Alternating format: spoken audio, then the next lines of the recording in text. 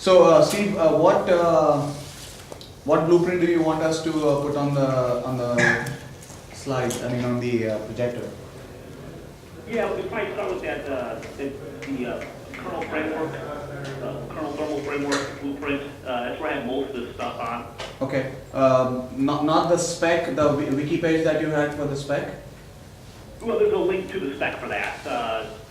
But most of the working notes I have from that blueprint, so we can probably jump to the spec when needed. Okay.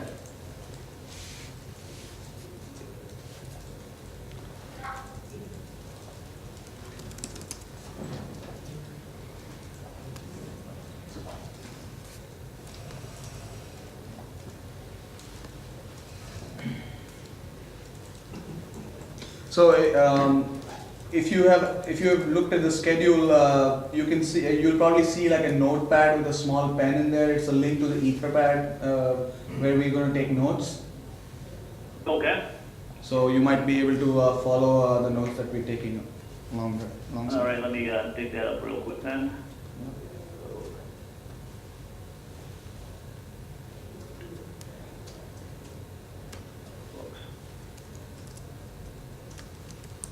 All right, so I'm on the schedule page, so let's click on it. So look for this session, and then there's a tiny icon to the left. Yeah, it's a meeting details. Oh. Yeah. Yeah, it looks like there's something where you can enter your name. Okay, yeah. Yeah, I see you on there now. It's good. Yeah, okay, cool.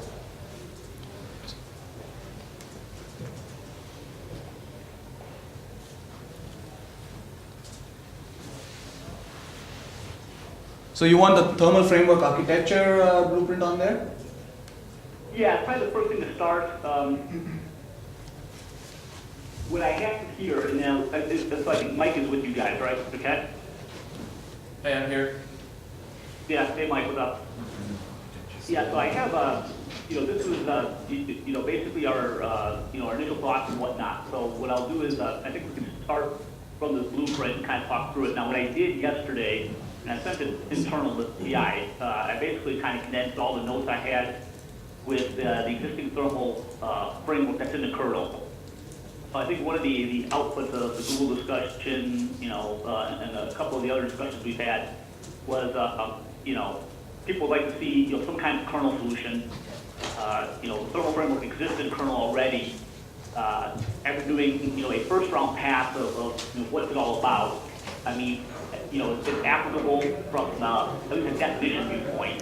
And I think our goal should be to actually try to, use this as a baseline to get some thermal management items in the kernel for more long-term maintainability. So I know in the beginning, last cycle, we wanted to set things user space to make sure we can test the algorithms out and kind of more of a rapid creation process. But going forward, we got a lot of feedback from everybody basically saying, in the kernel is better because then they know it's supported, maintained and all that going forward. There's a couple technical reasons that we talked about a little bit, right? What happens if user space crashes or whatever, I mean, that's solvable, but if it's in the kernel, you don't worry about it that much. The thermal framework in the kernel already has means to export information to user space. So if somebody wants to add more elaborate AI or algorithms or policy control, all the hooks are there, just like we were doing last cycle, right? We were using the hardware monitor interfaces just to do more policy and algorithms.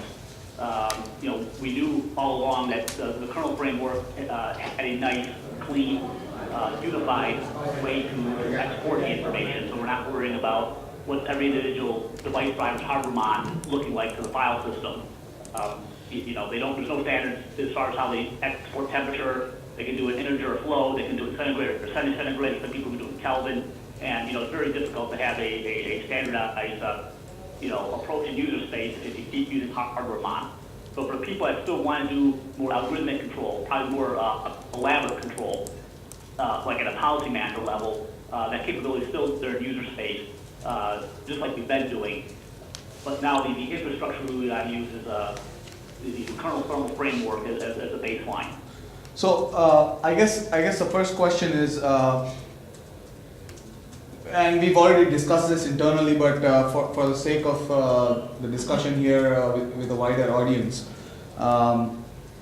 we went ahead and identified what socks actually came with, what socks had thermal sensors on the die, and which ones had drivers available, and so on and so forth.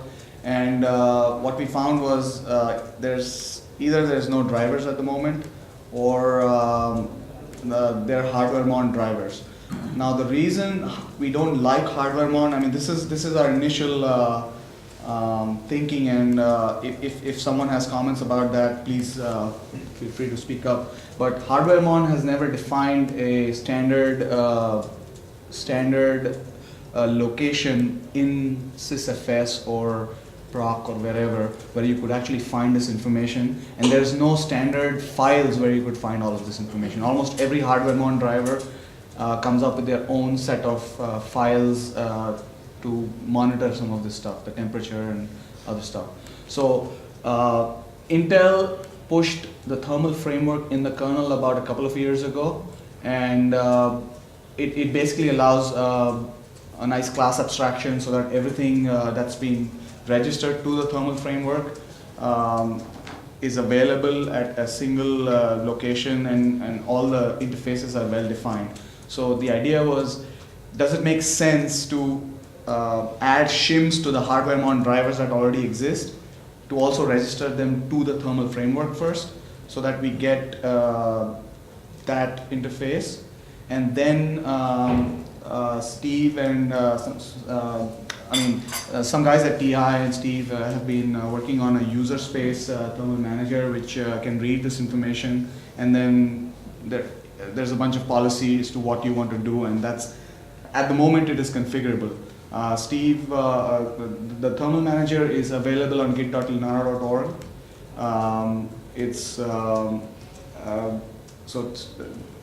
There's been some experimentation going around what sort of heuristics we want to use around that. And as Steve alluded to,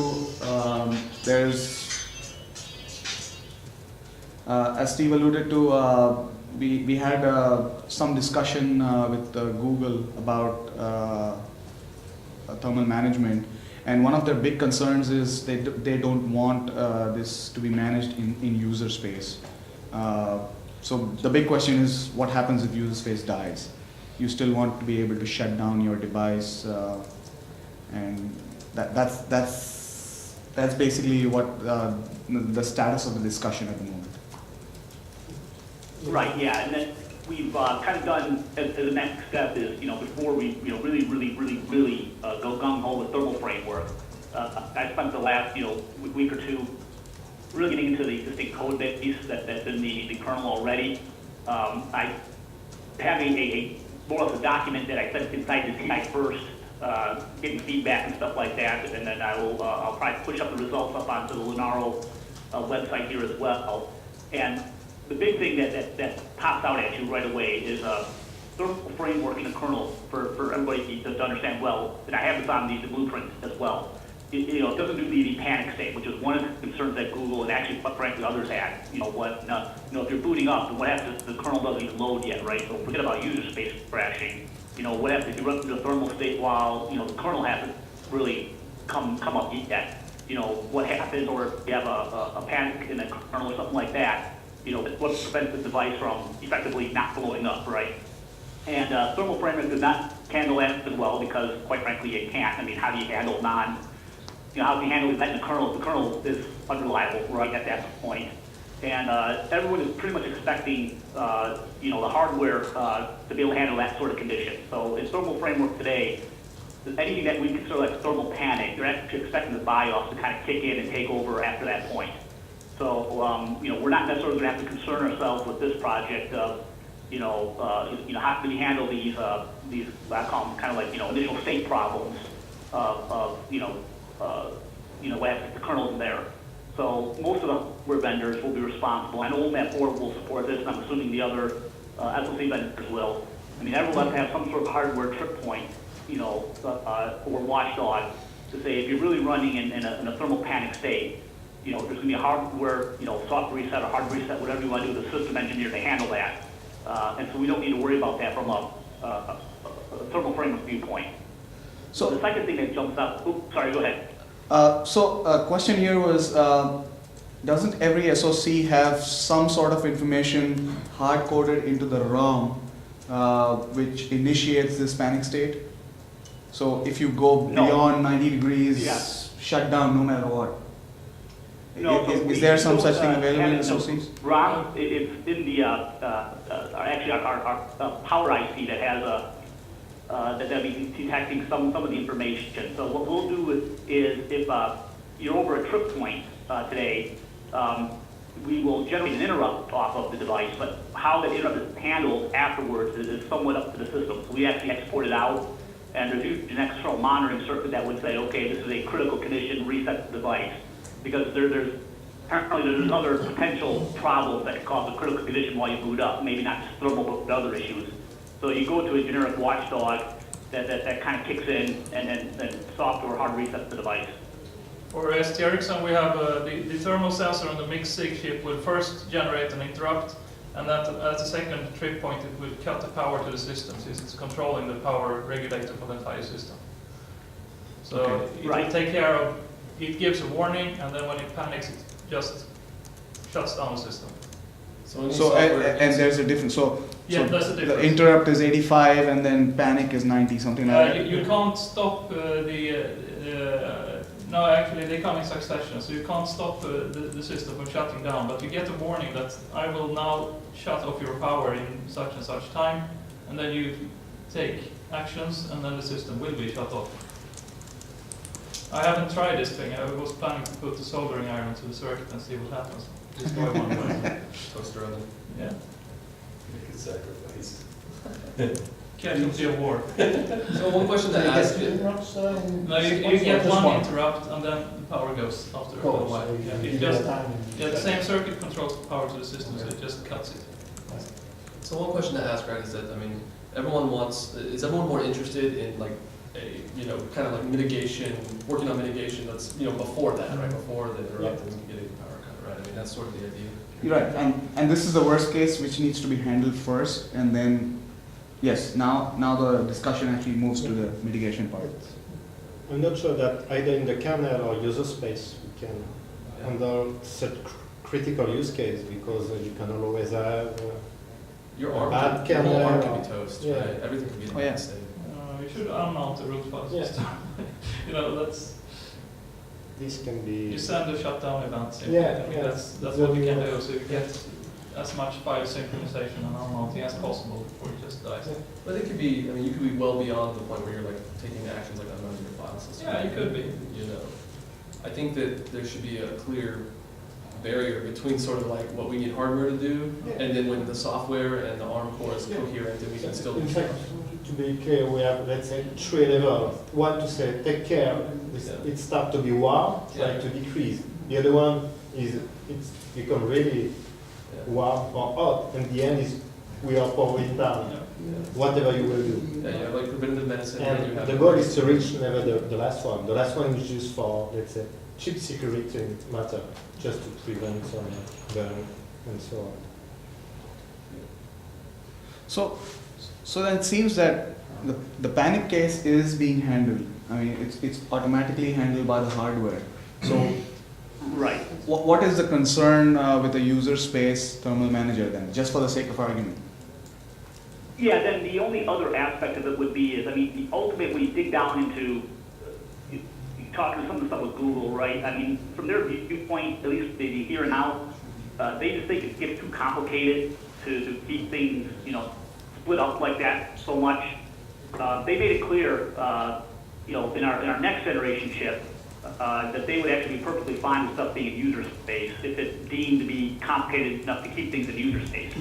But when I circle around a lot of their arguments, it boils down to, listen, this should be, I think, a problem, so you should just keep things in the kernel, without having to worry about, I mean, yeah, obviously if user space does crash, you will have to recover from that, so that mechanism would have to be there. That is something like it's turning more into a Rube Goldberg as a result, more than a pure technical reason as to why, kernel versus user space is better. And I think from our viewpoint, if you look into the kernel framework itself today, there is a default policy in the kernel already. It's fairly simplistic. It's turning, fan speeds on and off and stuff like that. And I think we could have, a default kernel level policy if somebody feels like it doesn't need to be that elaborate like it's doing today. What I'm more worried about is going in the future when it starts looking more like power management, which this will be because, jumping ahead a little bit here, right? The way we're working in thermal framework today, we'll assign this CPU a cooling device. Now, that's not done today. The mechanisms are there, but the concept of really, well, how do you handle throttling the CPU speed as thermal management, not power management, but thermal management, what does that mean to the rest of the system, et cetera, et cetera. Thermal framework doesn't really consider that, right? And all the discussions we've had, as we all know, that's going to be trade-offs to capabilities in the system. And so, going forward, I actually believe that, once there's a kernel mechanism in place already and people kind of have a choice, well, it's almost kind of like a CPU-free governor, right? Do I want to have a kernel-level governor or do I want to have a user-space governor based on, the complexity of my algorithm? I think when we provide framework, we should make sure both capabilities are there. So,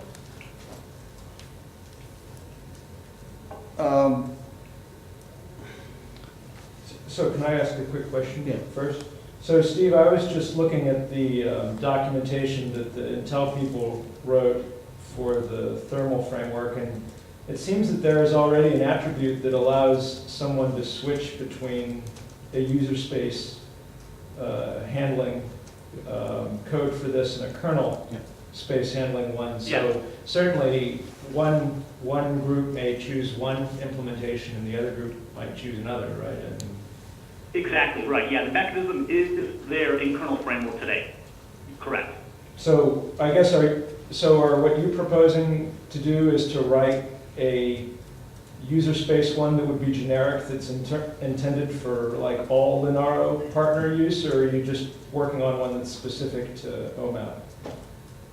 Today, that's what we've done. So, I have a user space policy that basically reads hardware mon, which, as before mentioned, isn't a good solution later on, but it's designed to be a prototyping platform for people to try the heuristics out and whatnot. So that's why we kept it in user space at that point.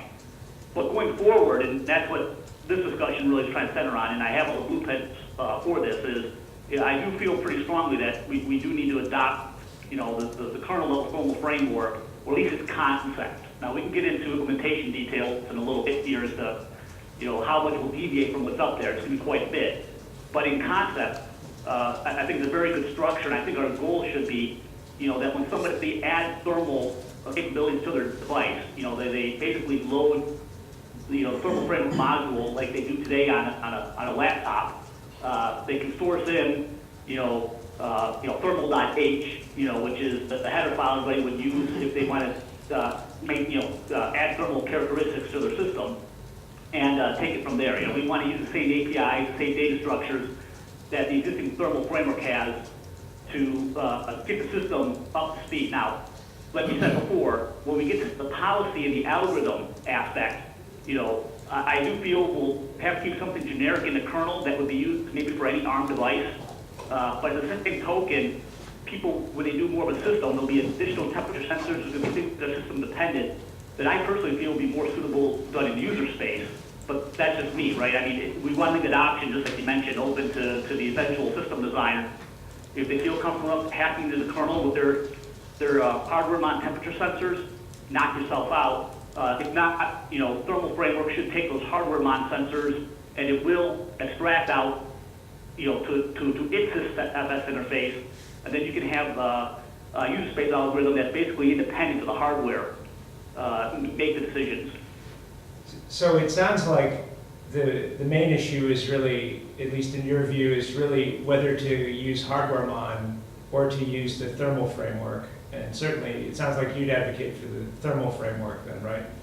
Correct, right, yeah, that was definitely the first big question we wanted to answer, and I think that you can always jump in on this. I think we answered it in the last cycle that hardware mon is not really a long-term support way we want to do this.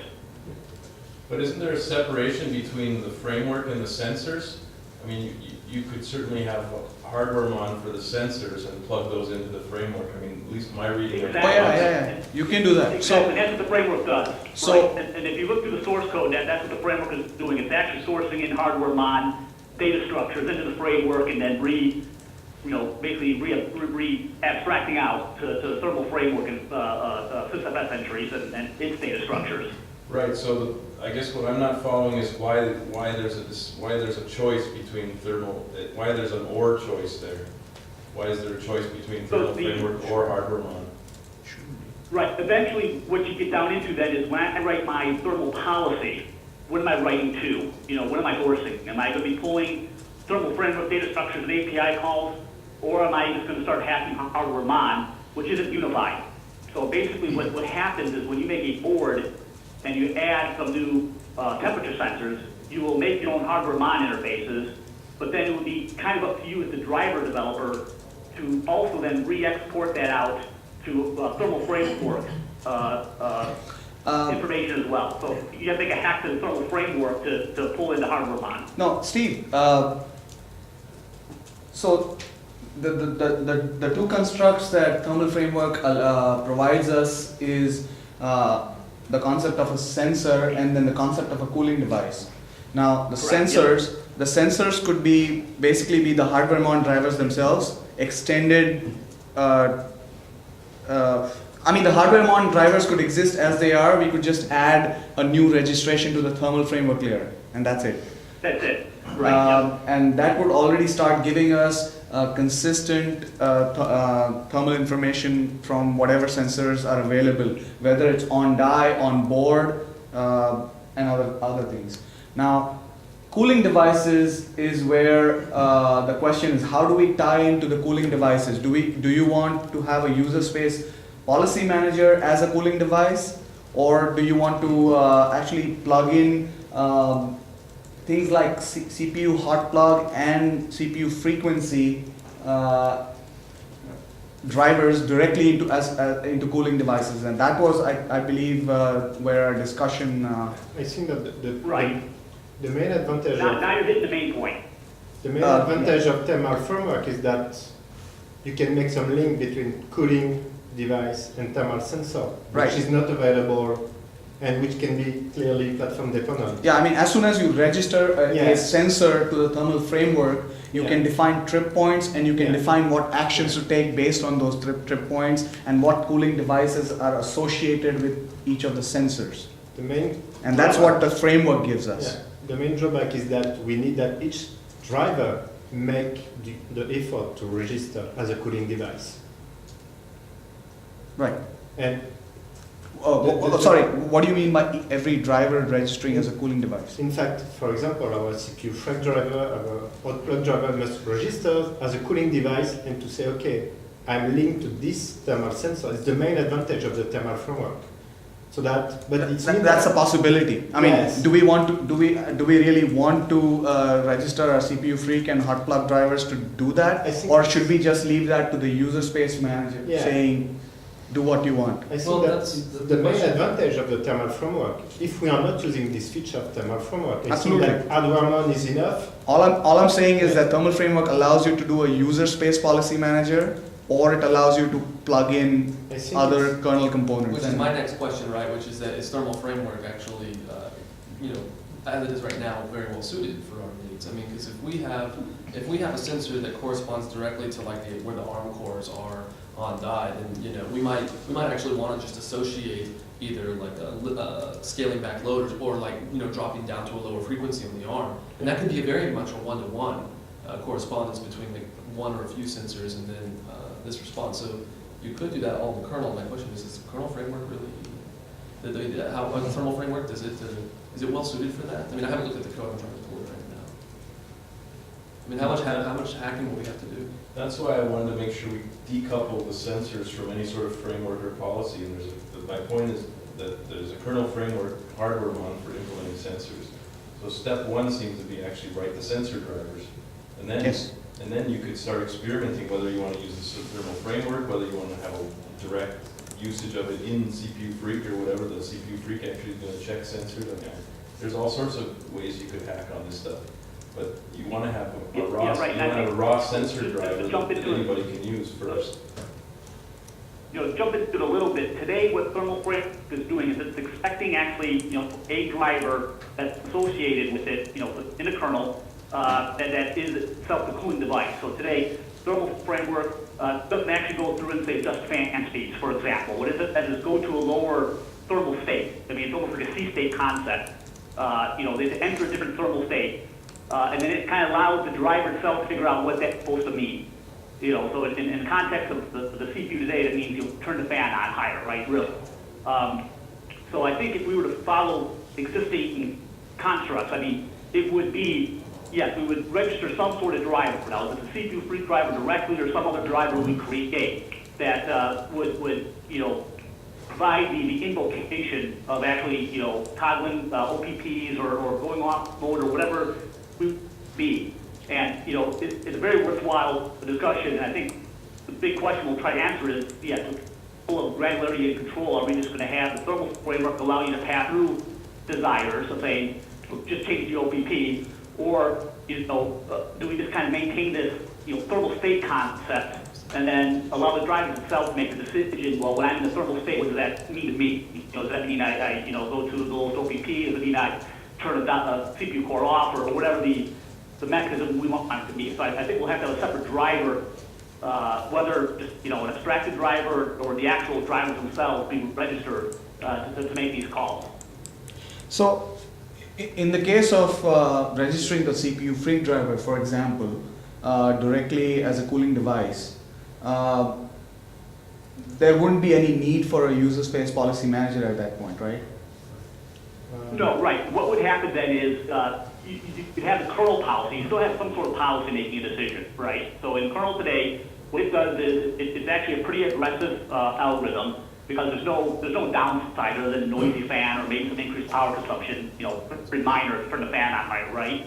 So they're very aggressive in that if they sense the gradient increasing of the temperature gradient increasing, they pretty actively start and go to a higher thermal cooling state. Go to a higher thermal cooling state, and it just keeps increasing the fan, right? What we would need to do then at that point is we'd have if we use the exact same algorithm that's used in a kernel, we would say go to an increased thermal state. That would get registered. The driver we would be having would basically be a pass-through to CPU free. You're exactly right. To remove an OPP, for example, is that cooling the device fast enough, et cetera, et cetera. The main point is when you have only one link between one cooling device and one thermal sensor, it could be quite straightforward. When you have two cooling devices for one thermal sensor, you can have, let's say, some quite simple algorithm, but it becomes more complex. Well, everything is toggled into thermal zones. All right, so thermal zones, the concept is you start from the temperature sensor. Okay, so you can associate multiple cooling devices to a single temperature sensor. Yeah. Right. So if you have more than one temperature sensor, clearly you can have a matrix, right? I mean, you could have, the CPU core be tied to both, the on-site temperature sensor, maybe the board sensor. I mean, those are things you can do. But algorithmically, what happens then is you're not really able to parse out at a higher level. Well, if this temperature sensor kicks on, then only this device will kick on. I mean, what happens is you end up controlling a thermal zone in an abstract. And today there's actually one of the example files is Intel has their mid platform is one of their example files, and they have 4 temperature sensors that they're using. So you kind of use that as an example to what happens to have multiple temperature sensors, what do I do? You can have individual algorithmic control on each thermal zone, which is nice, but you can't really then start saying, if I've associated a single cooling device with 2 zones, that should probably be a no-no. I mean, you can do it, but algorithmically, you're going to have 2 things fighting for, conflicting on that zone. That seems quite likely, right? I mean, doesn't it seem likely that you could have multiple cooling devices that affect one zone and then actually multiple zones that are affected by a single cooling device? Yeah. Could be possible. Yeah. Oh, so why would there be a conflict? Well, it would be, so for example, if you had one thermal zone saying kick on temperature, it would then, or kick up the thermal state, you apply the cooling device parameters. So say the CPU freak, for example, right? You would actually start reducing OBPs. But the same token, you have a second thermal sensor saying, hey, I'm under limits. Go increase your OBPs, right? So because the thermal framework does allow for you to, cool, heat up the device, so to speak, by reducing fan speed if you're under the thermal gradient. So you could conceivably be in a ping pong condition if a single cooling device is associated with more than one thermal zone at a high level concept. There is no protection in the thermal framework to prevent such kind of effect of ping pong? No, there's nothing in the framework today that if you were to go through and try to have your own gating or put a priority bid or anything like that, there's nothing like that in the framework today. I mean, it's something we may be able to add. Now let's jump to the next step, right? Intel basically said cooling devices need fans. That's as far as they took it. Okay, there's no real concept of how do I handle system behavior because I'm really, like I said, other than a slightly noisy fan or a slightly higher battery drain on a laptop, which is pretty insignificant probably, there's really no trade-off for kicking the fan on high, right? So let's be aggressive in that context. And there's no feedback to say, is there any constraint mechanism that I want? There is no constraint mechanism in place.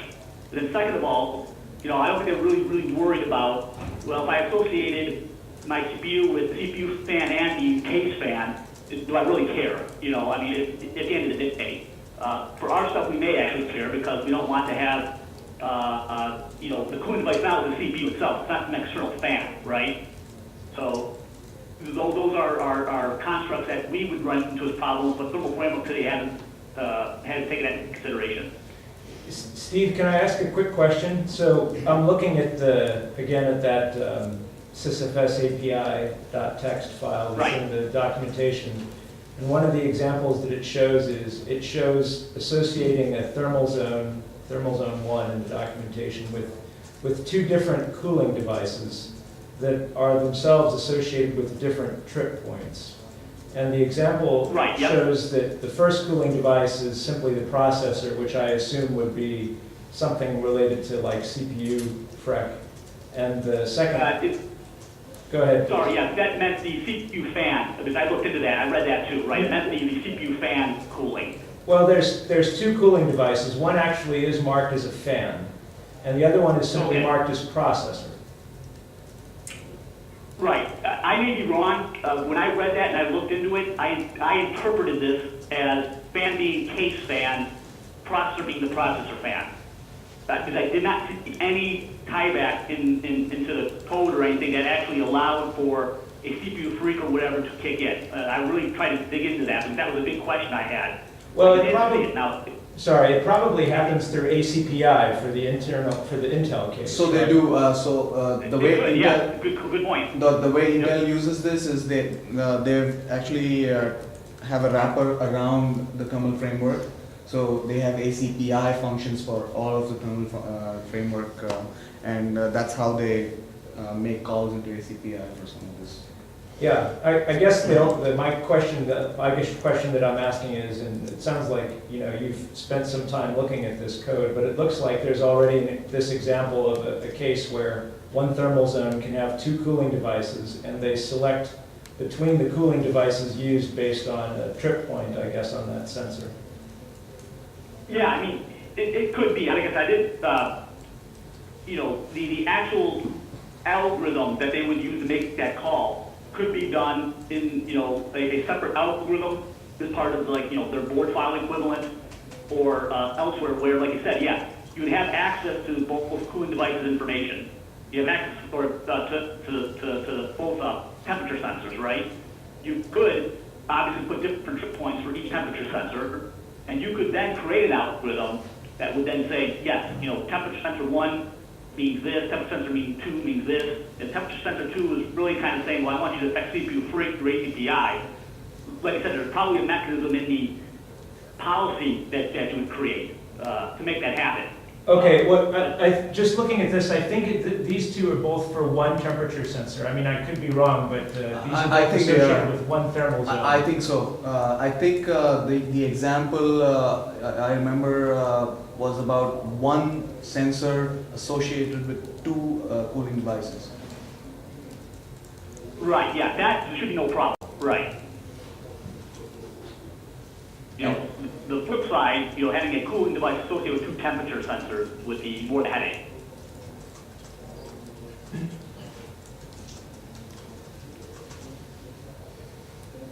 Yeah, so, and I think, you know, one of the things that, you know, not jump around too much, and we're gonna try to answer this through the next steps in Lenaro, is, you know, basically, you know, how much intelligence we put into the framework itself, you know, my personal opinion right now is, you know, we keep it actually pretty light. You know, we don't try to put too much into it at this point. You know, we kind of get the infrastructure in place, and we make it easy to associate, you know, things like CPU freak or whatever to register itself as a cooling device into the system. And then, you know, the more algorithmic policy stuff, I think, you know, we would want to tackle when, you know, kind of guts are in place, because just getting the guts worked out in this is actually a bigger challenge than at least I initially thought. It's very clear that the heart of the thermal framework, there's a file called thermal.c. It's in the ACPI drivers directory. It's making all ACPI calls. So there's almost no reuse for us in that code base. I mean, if you look through it, it's strictly reading and writing ACPI data structures. So from our viewpoint, the very first question is going to be, you know, do we want some sort of ARM level abstraction to take care of this, or do we just sort of, again, via hardware mine directly each of the information we would need? I mean, basically, it's going to be things like, what are your temperature sensors, and then what are your cooling devices at the end of the day? Yeah, I think we should. Getting that. I think we should first start experimenting on one platform. I mean, if since you're working on the OMAP, I guess the logical steps would be first get the hardware on driver for your on-die sensor, extend that, I mean, register that to the thermal framework, so you get your sensor information into the thermal framework, and then just associate cooling devices. So now the cooling devices, I mean, there's two things. I mean, we could either still continue playing with the user space policy manager, which would then use the sysfs interface to write into to control your operating points, or Right. Or you could start hacking some kernel code to directly register your CPU freak driver as a cooling device. Do we want to discuss like all the Yeah. mitigation techniques? Sorry? Do we want to discuss like what the mitigation techniques are available to us? Yes, I think we should. Yeah, okay, so I mean, everyone keeps mentioning CPU freak. Obviously, you can lower frequency of your ARM, and that has some crazy side effects, right? Hot plug is. Hot plug is there. Hot plug, in some experiences, has been shown to be quite effective. But then there's also like the Google server guys, like in 2010, I think, they had this CPU, they had this idle time injector that they use for their data centers. You just forge idle time, and then you're hitting C states more often, but you're not actually affecting the frequency at which the ARM runs, so you get more idle time. And then there's even, and that's pretty scheduler oriented, and then there's also, based on some of the talks we had earlier today, there's other stuff to do with schedule or tunables, I'm sure. And so, what are there others that? Well, and that's only the CPU, right? Well, yeah, but I there's think bus frequencies, there's GPU frequencies, Also, number of cores on the GPU. Yeah, that's right. the DDR frequency, the interconnect frequency. We talked about In fact, MC yeah, yesterday. a lot, all the clock that can be reduced, decreased. Yeah, I guess it depends on where the heat's coming from. So, I mean, in theory, each of these could be a cooling device. And what we want to start experimenting with is, I guess, on the table. Yeah, I mean, I think Mitt hit it on the head, right? I mean, as a first step, I mean, doing policies and implementation around that is its own separate topic thread. Because there's going to be a bunch of different ways that we can do cooling for the system, and nobody knows what the right answer is yet.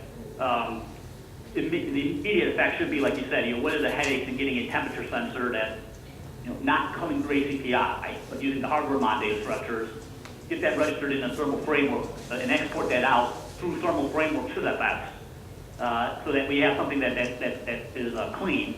And then other people can actually, for now, I mean, they can screw around user space, or if they want to do the kernel hacking, that's great. If others want to work on policies or whatever, that's almost, it can be almost an independent topic, right? So at this point, I'm more worried about getting the plumbing in place on an ARM architecture that's not using ACPI.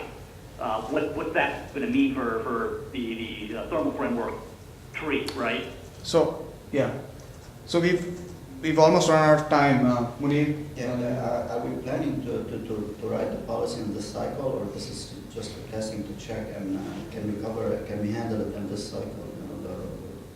Get a closure on what policy to use? Well, so I took a note to maybe reflected in the blueprints. I'd like to see much more detail as to what we can get to this cycle and the stuff that's still on the table. Sure. And I hate to be negative, but I remain unconvinced that this framework suits our needs very well, or without like some major changes to the framework, which itself will take some great amount of time. So if I reflect that back, I think that is not dissimilar to what Steve's saying, is let's get some basic stuff going and figure out what suits the needs. Clearly the first. The priority is figuring out. But my point is that we may, as we do this, we may figure out that there's some big changes needed to the framework, which will delay the policy. That's my point. Yeah.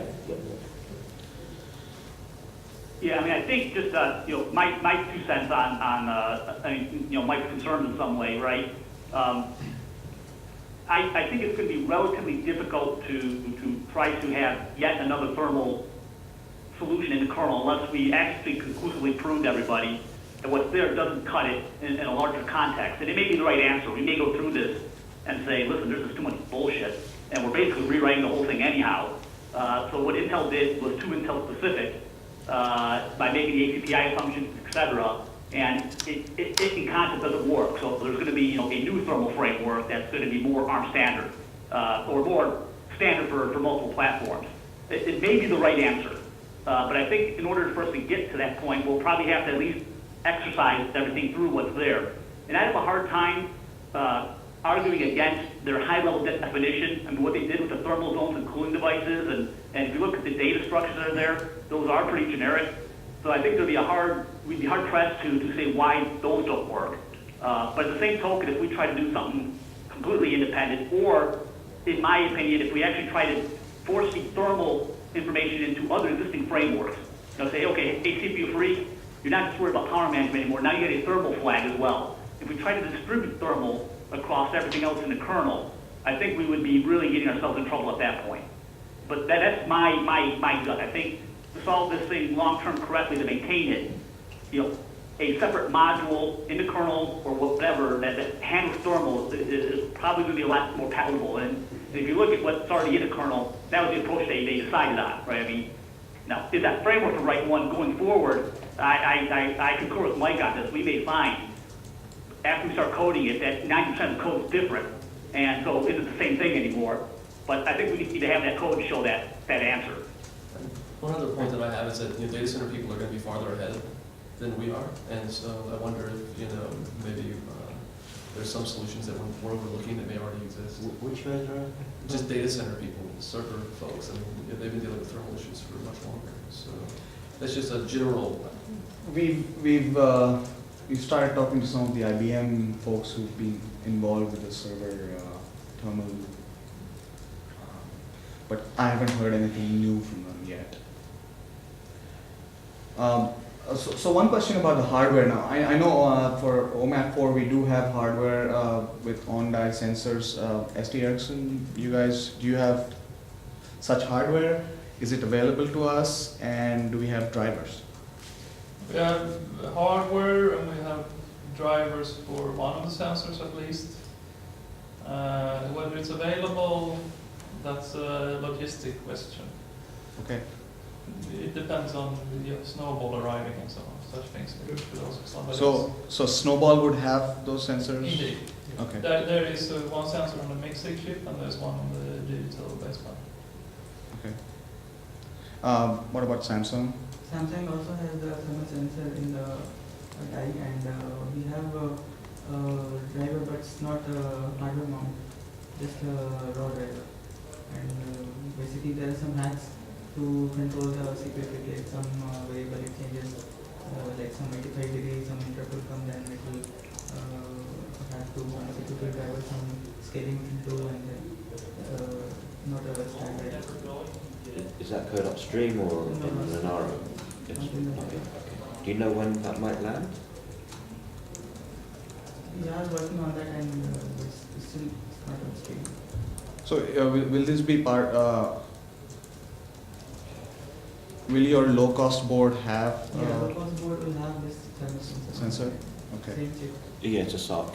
It's a SOC facility in this case. Well, in the OMAP case, I think they don't have it on the low-cost boards, but they have it on some other custom boards or So, but that's at least that's the impression I got from Steve. in the TI case. Yeah, I mean, there will be, the low-cost boards will come out that has it, but in the At the meantime, moment even they before don't. any on-die sensors, you can just use any external part Right. and just use its driver. If it has a hardware mon interface already, like the LM75 driver does, just pull that into the thermal framework and tie it to the CPU frequency, right? I mean, we're experimenting. We're not really looking for, detailed data as far as what the results are, but, how do we get the integration in place? At least that's my concern. I mean, maybe others have a different. So for now, do we have a top 3 usage models to use the thermal systems? Like a usage scenarios, like how it can be used. That may actually impact how you want to actually construct the thermal like a framework. Isn't that very device specific? So top 3 ways in which we would want to use the thermal framework. Yeah. Thermal framework You mean or? like, you mean like the order Oh. in which you will use some mitigation strategies? It's like what's the usage model? One of the things I heard you guys talk about could be when the temperature on the die is too hot or too low, you try to actually cooling down.